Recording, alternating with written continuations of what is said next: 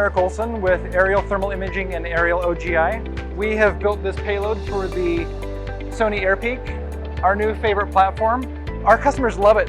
When they see that thing fly and they see the data that it captures, they're always impressed. The response we've been getting is overwhelming. This is something we just started with. It's brand new for the show, just came out yesterday. It's our EO/IR payload. We had an unexpected benefit during this build. I made the assumption that that thermal camera was going to be a little bit bigger. Chris mailed it to me, and it was a little bit smaller than I thought.